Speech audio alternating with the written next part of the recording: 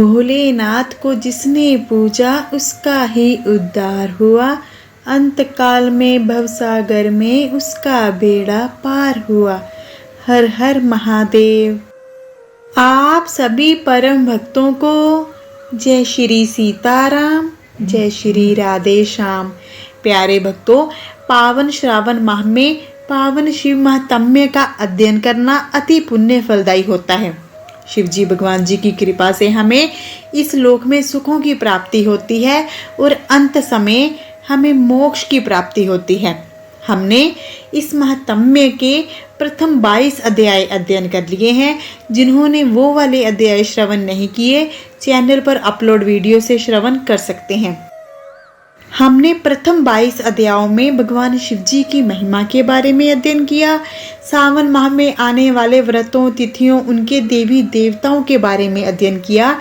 सावन माह के सोमवार और मंगलवार व्रत कथा के बारे में अध्ययन किया।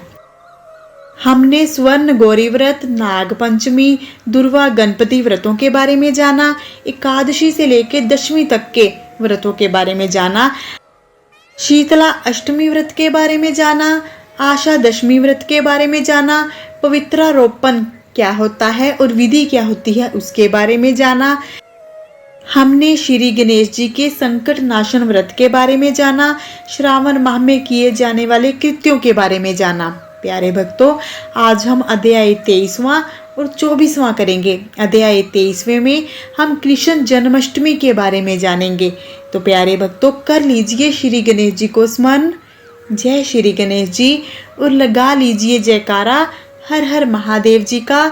दोनों हाथ ऊपर करके प्रेम से और जोर से बोलेंगे, हर हर महादेव। ईश्वर जी बोले, हे सनत कुमार, श्रावण माह में कृष्ण पक्ष की अष्टमी को वृष के चंद्रमा में अर्धरात्रि में इस प्रकार के शुभ योग में देवकी ने वसुदेव से श्री कृष्ण जी को जन्म दिया। भारत के पश्चिमी प्रदेशों में युगादि तिथि के अनुसार माह का नामकरण होता है। अतः श्रावण कृष्ण अष्टमी को भाद्रपद अष्टमी समझना चाहिए। सूर्य के सिंह राशि में प्रवेश करने पर इस श्रेष्ठ महोत्सव को करना चाहिए। सप्तमी के दिन अल्प आहार करें। इस दिन दंत धावन करके उपवास के नियम का पालन करें और जितेंद्रिय होकर रात में शयन करें।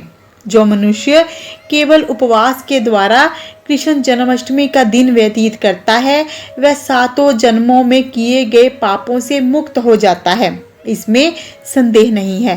पापों से मुक्त होकर गुणों के साथ जो वास होता है, उसी को सभी भोगों से रहित उपवास जानना चाहिए।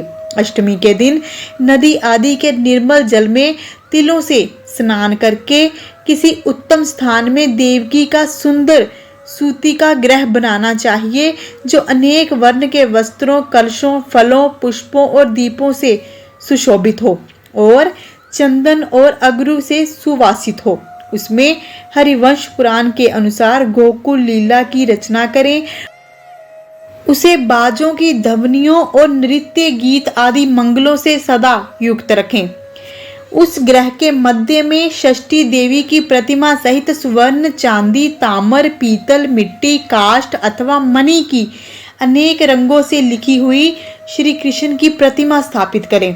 वहां 8 शल्य वाले पलंग के ऊपर सभी शुभ लक्षणों से संपन्न प्रसूतावस्था वाली देवी की मूर्ति रखकर उन सबको एक मंच पर स्थापित करें और उस पर्यंक में स्तनपान करते हुए सुप्त बाल रूप श्री कृष्ण जी को भी स्थापित करें।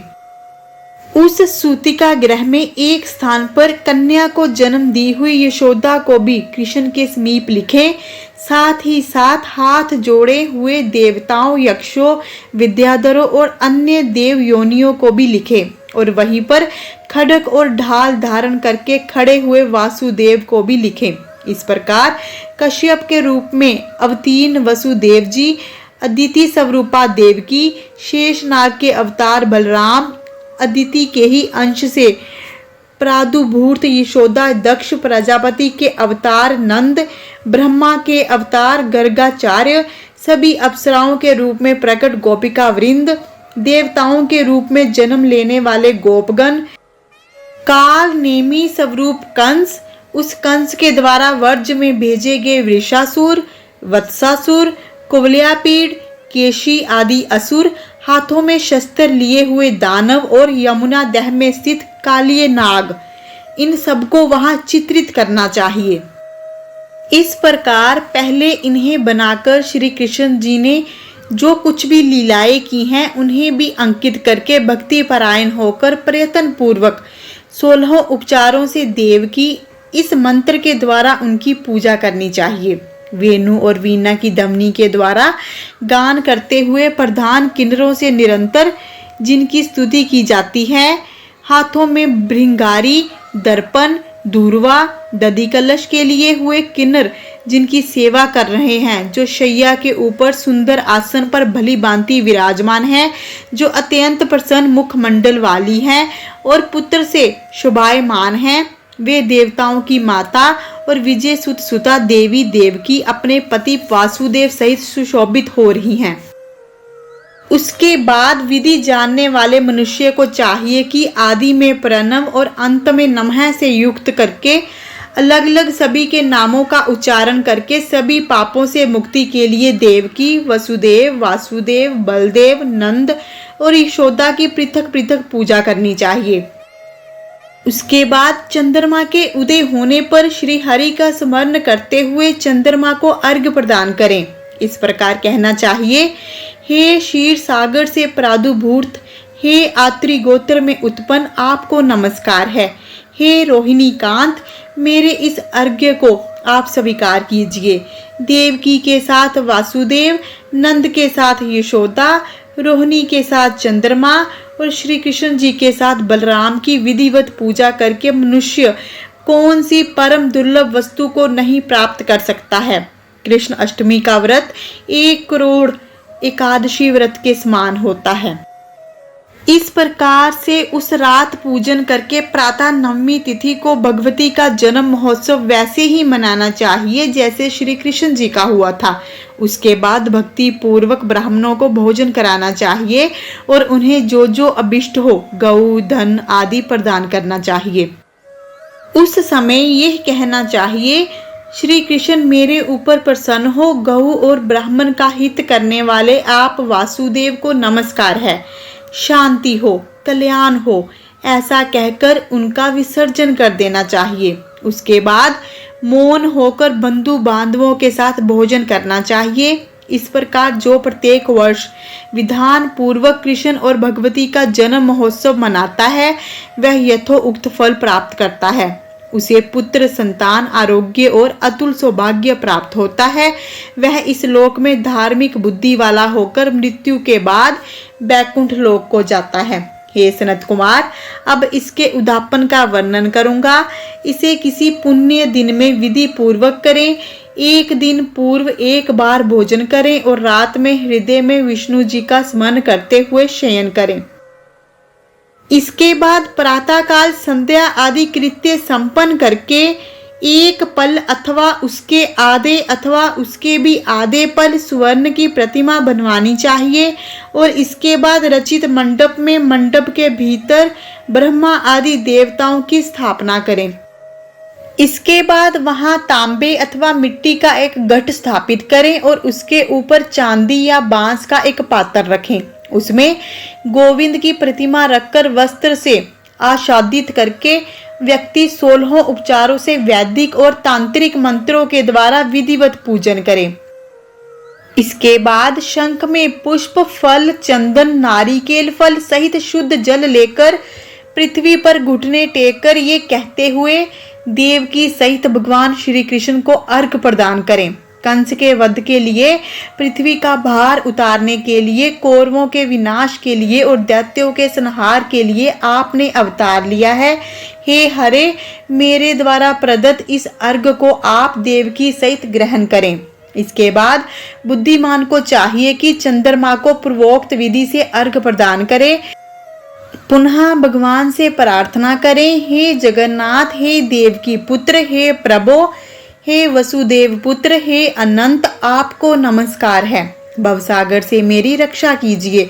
इस प्रकार देवेश्वर से प्रार्थना करके रात्रि में जागरण करना चाहिए। पुनः प्रातःकाल शुद्ध जल में स्नान करके जनार्दन का पूजन खीर, तिल और घृत से मूल मंत्र के द्वारा भक्ति पूर्वक 108 आहुति देकर पुरुष सूक्त से हवन करें और पुनः इदम विष्णु वीर चक्र में इस मंत्र से केवल घी की आहुतियां देनी चाहिए। पुनः पूर्ण आहुति देकर तथा होम शेष संपन्न करने के अनंतर आभूषण और वस्त्र आदि से आचार्य की पूजा करनी चाहिए। उसके बाद व्रत की संपूर्णता के लिए दूध देने वाली सरल स्वभाव वाली बछड़े से युक्त उत्तम लक्षणों से संपन्न सोने की सींग, चांदी के खुर, कांसे की दोहनी, मोती की पूंछ, ताम्र की पीठ और सोने के घंटे से अलंकृत की हुई एक कपिला गौ को वस्त्र से आच्छादित करके दक्षिणा सहित दान करना चाहिए। इस प्रकार दान करने से व्रत संपूर्णता को प्राप्त होता है। कपिला गौ के अभाव में अन्य गौ भी दी जा सकती है। इसके बाद यथा योग्य दक्षिणा प्रदान करें। इसके बाद 8 ब्राह्मणों को भोजन कराएं और उन्हें भी दक्षिणा दें। पुनः सावधान होकर जल से परिपूर्ण कलश ब्राह्मणों को प्रदान करें और उनसे आज्ञा लेकर अपने बंधुओं के साथ भोजन करें। हे ब्रह्मापुत्र, इस प्रकार व्रत का उद्यापन कृत्य करने पर वह बुद्धिमान मनुष्य उसी क्षण पाप रहित हो जाता है और पुत्र पौत्र से युक्त और धन धान्य से संपन्न होकर बहुत समय तक सुखों का उपभोग कर अंत में वैकुंठ प्राप्त करता है। इस प्रकार श्री स्कंद पुराण के अंतर्गत ईश्वर सनत कुमार संवाद में श्रावण माह महात्म्य में कृष्ण जन्माष्टमी व्रत कथन नामक 23वां अध्याय पूर्ण हुआ। हर हर महादेव। 24वें अध्याय में हम कृष्ण जन्माष्टमी व्रत के महात्म्य में राजा मितजित का आख्यान करेंगे। ईश्वर जी बोले, हे ब्रह्मापुत्र, पूर्व कल्प में दैत्यों के भार से अत्यंत पीड़ित हुई पृथ्वी बहुत व्याकुल और दीन होकर ब्रह्मा जी की शरण में गई। उनके मुख से वृतांत सुनकर ब्रह्मा जी ने देवताओं के साथ क्षीर सागर में विष्णु जी के पास जाकर स्तुतियों के द्वारा उनको प्रसन्न किया। तब नारायण श्री हरि सभी दिशाओं में प्रकट हुए और ब्रह्मा जी के मुख से संपूर्ण वृतांत सुनकर बोले, हे देवताओं, आप लोग डरे मत। मैं वसुदेव के द्वारा देवकी के गर्भ से अवतार लूंगा और पृथ्वी का संताप दूर करूंगा। सभी देवता लोग यादवों का रूप धारण करें। ऐसा कहकर भगवान अंतर्ध्यान हो गए। समय आने पर वह देवकी के गर्भ से उत्पन्न हुए। वसुदेव ने कंस के भय से उन्हें गोकुल पहुंचा दिया। कंस का विनाश करने वाले उन कृष्ण का वहीं पर पालन पोषण हुआ। बाद में मथुरा में आकर उन्होंने अनुचरों सहित कंस का वध किया। तब पुरवासियों ने आदर पूर्वक यह प्रार्थना की, हे कृष्ण, हे कृष्ण, हे महायोगिन, हे भक्तों को अभय देने वाले, हे देव, हे शरणागत वत्सल, हम शरणागतों की रक्षा कीजिए। हे देव, हम आपसे कुछ निवेदन करते हैं, इसे आप कृपा करके हम लोगों को बताएं। आपके जन्मदिन के कृत्य कोई कहीं भी नहीं जानता। वह सब आपसे जानकर हम सभी लोग उस जन्मदिन पर वर्धापन नामक उत्सव मनाएंगे। अपने प्रति उनकी भक्ति, श्रद्धा और सौहार्द देखकर कृष्ण जी ने अपने जन्मदिन के संपूर्ण कृत्य को उनसे कह दिया। उसे सुनकर उन पुरवासियों ने भी विधान पूर्वक उस व्रत को किया। तब भगवान ने प्रत्येक व्रतकर्ता को अनेक वर प्रदान किए। इस प्रसंग में एक प्राचीन इतिहास भी कहा जाता है। अंग देश में उत्पन्न एक मितजित नामक राजा था। उसका पुत्र महासेन सत्यवादी और सन्मार्ग पर चलने वाला था। सब कुछ जानने वाला वह राजा अपनी प्रजा को आनंदित करता हुआ उनका विधिवत पालन करता रहा। इस प्रकार रहते हुए उस राजा का अकस्मात दैव योग से पखंडियों के साथ बहुत काल पर्यंत सहचर्य हो गया और उनके संसर्ग से वह राजा अधर्म परायण हो गया। वह राजा वेद शास्त्र पुराणों की बहुत निंदा करने लगा और वन आश्रम के धर्म के प्रति अत्यधिक द्वेष भाव से युक्त हो गया। हे मुनि श्रेष्ठ, बहुत दिन व्यतीत होने के पश्चात काल की प्रेरणा से वह राजा मृत्यु को प्राप्त हुआ और यमदूतों के अधीन हो गया। यमदूतों के द्वारा पाश में बांधकर पीटते हुए यमराज के पास ले जाते हुए वह बहुत पीड़ित हुआ। दुष्टों की संगति के कारण उसे नरक में गिरा दिया गया और वहां बहुत समय तक उसने यातनाएं प्राप्त की। यातनाओं को भोगकर अपने पाप के शेष भाग से वह पिशाच योनि को प्राप्त हुआ। भूख व प्यास से व्याकुल वह भ्रमण करता हुआ मारवाड़ देश में आकर किसी वैश्य के शरीर में प्रवेश करके रहने लगा। वह उसी के साथ पुण्यदायिनी मथुरापुरी चला गया। वहां पास के ही राक्षसों ने उस पिशाच को उसके गृह से निकाल दिया। तब वह पिशाच वन में और ऋषियों के आश्रम में भ्रमण करने लगा। किसी समय देव योग से श्री कृष्ण जन्माष्टमी के दिन व्रत करने वाले मुनियों और द्विजों के द्वारा महापूजा और नाम संकीर्तन आदि के साथ रात्रि जागरण किया जा रहा था। वहां पहुंचकर उसने विधिवत सब कुछ देखा और श्री हरि की कथा का श्रवण किया। इससे वह उसी क्षण पाप रहित, पवित्र और निर्मल मन वाला हो गया। वह यमदूतों से मुक्त हो गया और प्रेत योनि छोड़कर विमान में बैठकर दिव्य भोगों से युक्त हो विष्णु लोक पहुंच गया। इस प्रकार इस व्रत के प्रभाव से पिशाच योनि को प्राप्त उस राजा को विष्णु लोक प्राप्त हुआ। तत्वदर्शी मुनियों ने पुराणों में इस शाश्वत और सर्वलौकिक व्रत का पूर्ण रूप से वर्णन किया है। सभी कामनाओं को पूर्ण करने वाले इस व्रत को करके मनुष्य सभी वांछित फल को प्राप्त करता है। इस प्रकार जो कृष्ण जन्माष्टमी के दिन इस शुभ व्रत को करता है वह इस लोक में अनेक प्रकार के सुखों को भोगकर शुभ कामनाओं को प्राप्त करता है। हे ब्रह्मापुत्र, वहां वैकुंठ में 1,00,000 वर्ष तक देव विमान में आसीन होकर नानाविध सुखों का उपभोग करके अवशिष्ट पुण्य के कारण इस लोक में आकर सभी ऐश्वर्यों से समृद्ध और सभी अशुभ से रहित होकर महाराजाओं के कुल में उत्पन्न होता है। वह कामदेव के समान स्वरूप वाला होता है। जिस स्थान पर कृष्ण जन्मोत्सव की उत्सव विधि लिखी हो अथवा सभी सौंदर्य से युक्त श्री कृष्ण जन्म सामग्री किसी दूसरे को अर्पित की गई हो अथवा उत्सव पूर्वक अनुष्ठित व्रतों से विश्व श्रेष्ठा श्री कृष्ण जी की पूजा की जाती हो, वहां शत्रुओं का भय कभी नहीं होता है। उस स्थान पर मेघ व्यक्ति की इच्छा करने मात्र से वृष्टि करता है और प्राकृतिक आपदाओं से भी कोई भय नहीं होता। जिस घर में कोई देव के पुत्र श्री कृष्ण जी के चरित्र की पूजा करता है वह घर सब प्रकार से समृद्ध रहता है और वहां भूत प्रेत आदि बाधाओं का भय नहीं रहता। जो मनुष्य किसी के साथ भी शांत होकर इस व्रत उत्सव का दर्शन कर लेता है वह भी पाप से मुक्त होकर श्री हरि जी के धाम जाता है। इस प्रकार श्री स्कंद पुराण के अंतर्गत ईश्वर सनत कुमार संवाद में श्रावण माह महात्म्य में जन्माष्टमी व्रत कथन नामक 24वां अध्याय संपूर्ण हुआ। हर हर महादेव। प्यारे भक्तों, इन दोनों अध्यायों का यही सार है कि हमें जन्माष्टमी के दिन व्रत धारण करना चाहिए। धूमधाम से, दिल से, खुशी से जन्माष्टमी का पर्व मनाना चाहिए। जय श्री कृष्णा। हर हर महादेव। महादेव जी इन अध्यायों का कथन करने वाले को, श्रवण करने वाले को, हुंगारा भरने वाले को पुण्य फल प्रदान करें। अपने आशीर्वाद से जीवन को धन्य करें, खुशियों से भरें। हर हर महादेव। प्यारे भक्तों, यदि आपको हमारी वीडियो अच्छी लगती हैं तो इन्हें दिल से लाइक करें, अधिक से अधिक अवश्य शेयर करें। कमेंट बॉक्स में हर हर महादेव लिखें, इससे आपको पुण्य मिलेगा और हमें प्रेरणा।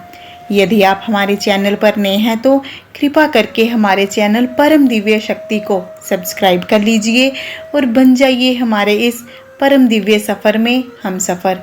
मिलते हैं अगली वीडियो के साथ। अपना ध्यान रखें, खुश रहें, सुखी रहें। हर हर महादेव।